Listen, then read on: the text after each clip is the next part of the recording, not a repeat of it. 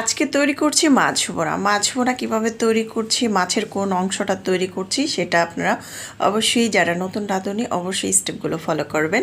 Hello friends, আসসালামু আলাইকুম। আজকে রেসিপিতে স্বাগতম জানাচ্ছি। প্রথমে একটি প্যানের মধ্যে পেঁয়াজ কুচি দিয়ে দিলাম, তেল দিয়ে দিলাম 5 টেবিল চামচের মতো। এখন খুব ভালো করে নেড়েচেড়ে পেস্টটা একটু নরম করে এখানে তেজপাতা, আদা বাটা, রসুন বাটা হাফ চামচ করে দিলাম। আর আগে থেকে মশলা ভিজিয়ে রেখেছিলাম, মশলাটা অল্প অল্প করে ভিজিয়েছি। 1 চামচ মরিচের গুঁড়া, হাফ চামচ হলুদের গুঁড়া, ধনিয়ার গুঁড়া হাফ চামচ, জিরার গুঁড়া 1 চামচ, পরিমাণ মতো লবণ দিয়ে আগে থেকে মশলাটা ভিজিয়ে রাখলে কি হয়, মশলা থেকে সুন্দর একটি ফ্লেভার আসে, মনে হবে যে এটা বাটা মশলা দিয়ে মাছটা ভুনা করছেন। তারপর মাছের বুকের অংশটা ছোট ছোট করে কেটে ধুয়ে পরিষ্কার করে নিয়েছি। এটা মশলা কষানোর পরে মাছটা দিয়ে মাছটা খুব ভালো করে কষিয়ে নিচ্ছি।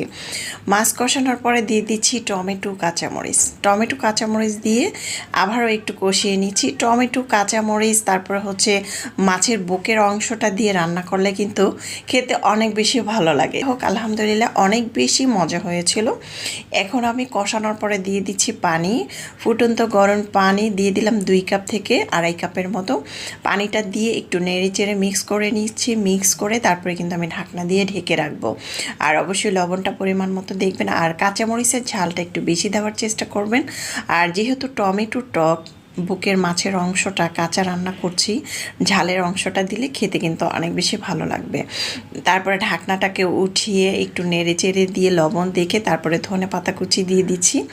ধনেপাতা কুচি দেওয়ার পরে একটু নেড়ে চেড়ে তারপরে একটু ঝোল রাখবো, মাখা মাখা ঝোল রাখলে কিন্তু সেই ঝোল দিয়ে ভাত খেতে কিন্তু অনেক বেশি মজার হয়। মাছ আনলে বুকের অংশটা এইভাবে রান্না করে খেয়ে দেখবেন, অনেক বেশি মজা হয়েছে। চাইলে ট্রাই করতে পারেন। আল্লাহ হাফেজ।